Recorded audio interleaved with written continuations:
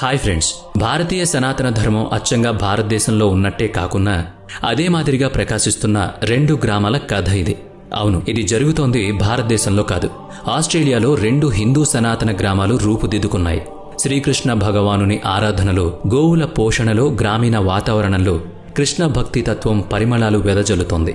New Govardhan village, new Gokul village అనే 2 హిందూ గ్రామాలు Australia నేల మీద కృష్ణ నామాన్ని భక్తితో జపిస్తున్నాయి. భారతదేశం వెలుపల చాలా హిందూ దేవాలయాలున్నాయి.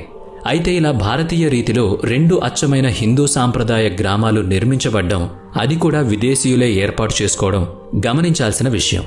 ఇప్పుడు న్యూ గోవర్ధన గ్రామం చూద్దాం పదండి. ఆ పల్లె వాతావరణం గమనించండి. ఆవుల్ని తోలుకుపోతున్నారు. గోధూళి లేస్తే బాగానే ఉండును, కానీ అక్కడంతా పరిశుభ్రంగా ఉంటాయి కనుక రహదారుల మీద దుమ్ము లేదు. గోధూళి లేకపోయినా గోవులున్నాయి, గోపాలురు ఉన్నారు, గోపెమ్మలు ఆడుతున్నారు, అడ్డపంచెలు కట్టారు, ఉత్తరీయం ధరించారు, తలపాగా చుట్టారు, మేళం తాళం మ్రోగుతున్నాయి. కృష్ణనామాన్ని జపిస్తూ గ్రామ సంచారం చేస్తున్నారు. వచ్చిన వాళ్లు తాళానికి తగినట్టు పాదం కదుపుతున్నారు. ఎడ్లబండిపై కృష్ణుని మూర్తిని తీసుకువెళ్తున్నారు. దానికి గొడుగు పట్టారు. ఆ పక్కనే చామరము విసురుతున్నారు. మహిళలు భారతీయ సాంప్రదాయ వస్త్రధారణలో ఉన్నారు.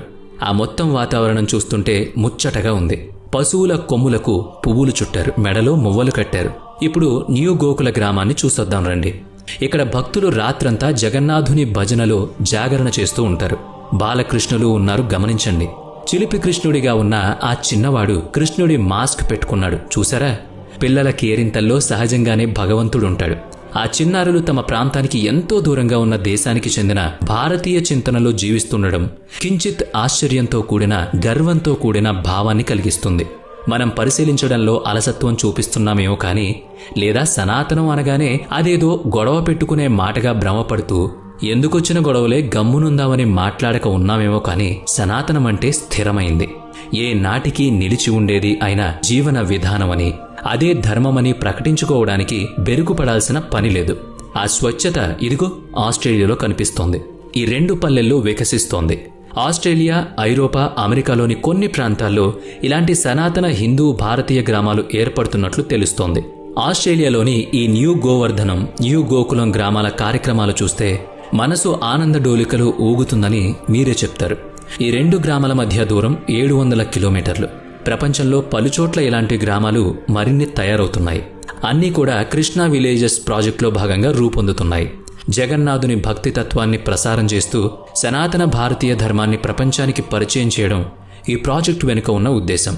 హంగేరీలో ఉన్న హిందూ గ్రామాల్లోని హంగేరియన్ హిందువులు చీరలు ధరిస్తారు, ధోతీ కుర్తా ధరిస్తారు, ఆవులను పోషిస్తారు. ఆ గ్రామాల్లో ప్రజలు సనాతన భారతీయ ధర్మాన్ని అనుసరిస్తారు. ఆస్ట్రేలియాలోని ఈ 2 గ్రామాల్లో కూడా సనాతన ధర్మం అవలంబింపబడుతోంది. పర్వత ప్రాంతాల నడుమ పచ్చని పర్వతాల మధ్య 1000 ఎకరాల్లో విస్తరించిన గోవర్ధన గ్రామం చూస్తే మీరు నమ్మలేని అనుభూతిని పొందుతారు. ఆస్ట్రేలియాలోని న్యూ సౌత్ వేల్స్ ప్రాంతంలోని ట్వీట్ వ్యాలీలో గోవర్ధన గ్రామం ఏర్పడింది.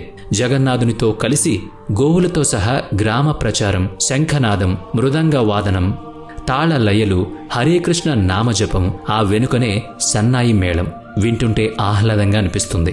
హార్మోనియం, కంజీరా వాద్యాలు మొత్తం దృశ్యానికి తగిన శృతిని సమకూరుస్తున్నాయి. ఇది అక్కడ ప్రతిరోజు జరిగే ఒక కార్యక్రమం. శ్రీకృష్ణుని కీర్తిస్తూ పాటలు పాడడం మాత్రమే కాదు, ప్రతి ఏడాది జగన్నాథ రథయాత్రను నిర్వహిస్తారు. సనాతన హిందూ పండుగలన్నిటినీ వేడుకగా చేసుకుంటారు. గోవర్ధన గ్రామం ఉన్న చోట వ్యవసాయం చేసేవారు ఎక్కువగా ఉన్నారు. సహజంగానే రైతులు, గ్రామీణులు అయిన స్థానికులకు ఈ గోవర్ధన గ్రామం ఒక దర్శనీయ స్థలంగా మారింది. అది మెల్లగా ఆస్ట్రేలియాలోని వివిధ ప్రాంతాల్లో ఉన్న ఆస్ట్రేలియా వాసులకు సనాతన ధర్మం రీతుల్ని పరిచయం చేసింది. అందులోని ప్రకృతి తత్వాన్ని బోధించింది. ఇక్కడున్న భక్తి వేదాంత గురుకులంలో విద్యార్థులకు ప్రాచీన గురుకుల రీతిలోనే వేదకాలపు పద్ధతిలో పాఠాలు చెప్తున్నారు.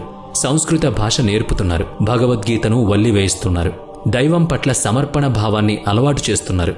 సేంద్రియ వ్యవసాయం, గోమాతను పాలించడం, ఆవు పాలతో తయారు చేయగలిగిన పదార్థాలు తయారీ నేర్పించడం, గోమయంతో ఎరువులు తయారు చేసి పంట పొలాలకు ఉపయోగించడంలో శిక్షణ నిర్వహించడం జరుగుతోంది.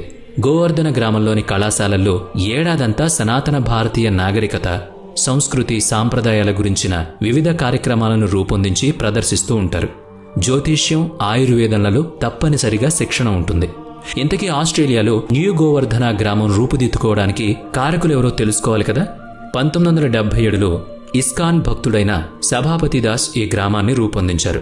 అప్పట్లో 80,000 అమెరికా డాలర్లతో 850 ఎకరాల స్థలాన్ని కొనుగోలు చేశారాయన. ఇప్పుడది 1000 ఎకరాలకు విస్తరించింది. గోవర్ధన గ్రామానికి 700 కిలోమీటర్ల దూరంలో హటర్ వ్యాలీలో 500 ఎకరాల్లో రూపుదిద్దుకున్నది న్యూ గోకులం విలేజ్. 1988లో ఇస్కాన్ భక్తులు కలిసి నిర్మించుకున్న గ్రామం ఇది. ఈ గ్రామంలో గోవుల సంరక్షణకు అత్యధిక ప్రాధాన్యతనిస్తారు. ఆవులు, ఎద్దులకు ప్రత్యేక పశుశాలలున్నాయి. సేంద్రియ పద్ధతిలో వ్యవసాయం చేస్తారు. ఇది గ్రామ ఆర్థిక స్వావలంబనకు మూల సూత్రం. పశువుల ఉత్పత్తుల కోసం వాటిని హింసించరు, బాధ పెట్టరు, ప్రేమతోనే సాకుతారు, ప్రేమతోనే పాలు పితుకుతారు. కృత్రిమ పద్ధతులన్నవి లేవు.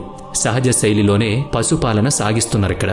ఆస్ట్రేలియాలో భారతీయ సనాతన హిందూ గ్రామాలు ఈ రెండే కాదు, మరొకటి ఉంది. దాన్ని బృందావన వ్యాలీ అని గాని, ద సేక్రెడ్ ఇండియా గ్యాలరీ అని గాని పిలుస్తారు. 13 ఏళ్ల కృషితో జగత్తారిణీ దేవిదాసి అనే కృష్ణ భక్తురాలు బృందావనం పేరిట ఈ గ్రామాన్ని నిర్మించారు. కృష్ణా విలేజెస్ ప్రాజెక్ట్ ద్వారా ఇస్కాన్ సహకారంతో రూపుదిద్దుకున్న సనాతన హిందూ గ్రామాలివి. జగన్నాథుని లీలా విశేషాల కీర్తనలతో, కృష్ణ భక్తి తత్వ బోధనలతో రూపొందిన జనహితం, పర్యావరణ హితం, ప్రపంచహితం కోరుకుంటూ నిర్వహించబడుతున్న స్వచ్ఛమైన గ్రామాలివి. ఆంధ్రప్రదేశ్లోని శ్రీకాకుళంలో కూర్మ గ్రామం కూడా ఇలాగే అచ్చమైన సనాతన భారతీయ శైలిలో రూపుదిద్దుకుంటూ ఉంది. వినే ఉంటారు కదా మీరు. అటువంటివే ఈ అంతర్జాతీయ భారతీయ సనాతన హిందూ గ్రామాలు. నిర్మలమైన సంస్కృతి, సాంప్రదాయాలకు నెలవులు. వివరాలు ఆసక్తికరంగా ఉన్నాయి కదూ. మీకు తెలిసిన విశేషాలను మాతో